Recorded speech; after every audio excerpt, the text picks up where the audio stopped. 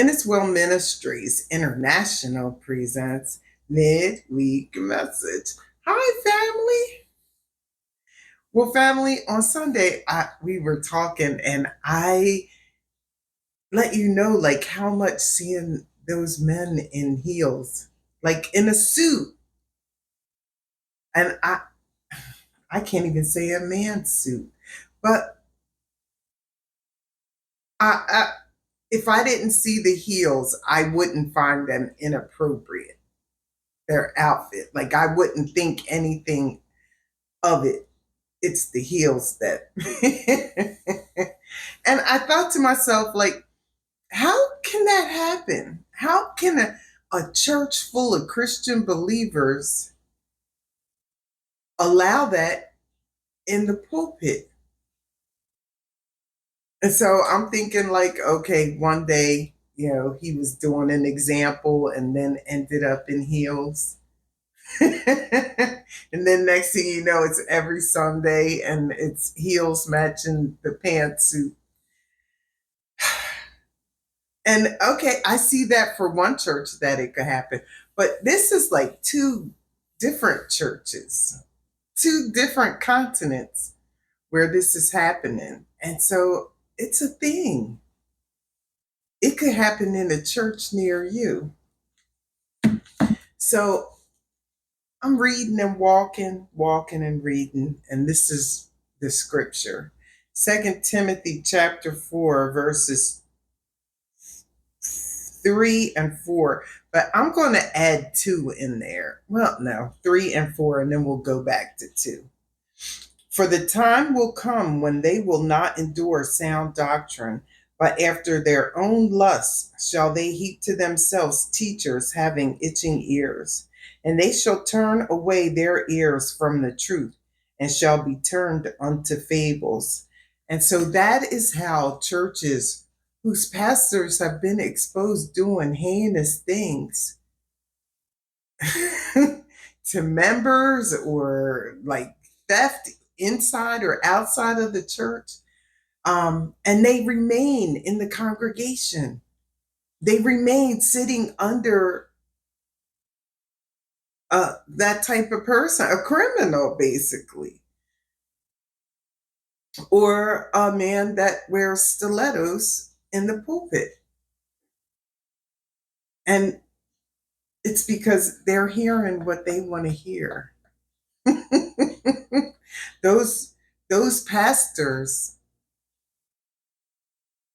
no matter what crime they may be committing or moral thing with the heels, the stilettos in the pulpit. I'm going to tell you why the stilettos bothers me so much. Not just the scripture that you shouldn't wear things, men shouldn't wear things that women wear, but the fact that that's about you. That's about you prancing around in the pulpit in your heels. That's about you being seen in your stilettos. Because, yeah, there's just no way around that. That's about you. And when it becomes about you, it's no longer about Jesus, and you don't belong there. When it stops being about Jesus, go on somewhere. But they don't have to, because there's people that want to hear what they're telling them. These people have itching ears, and they bring in teachers that'll say what they want them to say.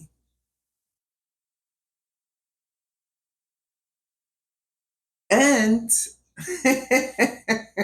when these pastors get exposed and people say, hey, like, that's not right, those people, they can't hear sound doctrine. They can't hear that these people, this is what they're doing that is incorrect. The people can't hear it. And so they remain in congregations where Jesus ain't first, where they're not feeding their souls. These congregations aren't even getting milk. I so even if you or a loved one is in a congregation like this, first of all, here's the thing. When it becomes all about the pastor or the leadership, they be, they become up here. Like you're putting Jesus here and you're putting that pastor on a pedestal up here, or the leadership of the church, because it's not just the pastor. He needs support in order to lead in that way. So the pastor and leadership, if you have them up here and Jesus is then here, you're putting them above. Family, we have got to come out of situations like that. You cannot support men that are like blaspheming the pulpit. You can't be out there stealing on Wednesday or Tuesday and think you're going to be in the pulpit on Sunday. Doesn't work that way. If nobody else sees you, God sees you. And what kind of minister are you that you don't care that God sees you?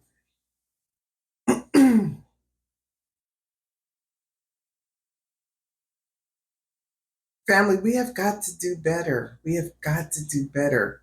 There are mega churches, stadium sized churches with pastors that just aren't doing right. And you know they're not doing right, and you don't care because they're saying what you want to hear. But this isn't about what you want to hear. Family, we are so in the end times. These contractions are starting to get real intense now. The storms, the earthquakes, the people, like people are being like these are crazy times. And we are the bride of Christ. And we have to be spotless and ready for him. But if you're sitting under someone that's like pending criminal charges, if you're sitting under someone who's putting prancing themselves around in the pulpit, putting themselves above above Jesus, if you like, you're going to be lost. You are going to be lost in these times ahead. You're not being given the proper skills, the proper abilities to stand into the end. Nobody's teaching you about your armor and how to use it. Nobody's teaching you.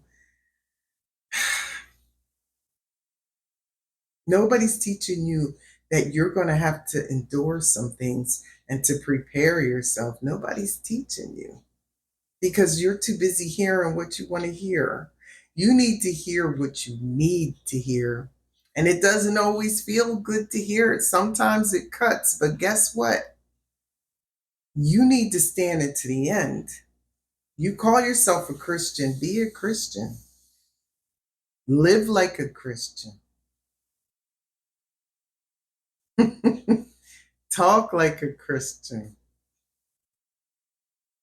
And get in a church where they're teaching about Jesus, where they're teaching good doctrine, not a self-help guru. You can go to any conference, any you can go online and get any kind of coach that you want, but that's not a pastor. All right, well, that's enough of that. Join us again next time when Inniswell Ministries International presents Midweek Message. Bye.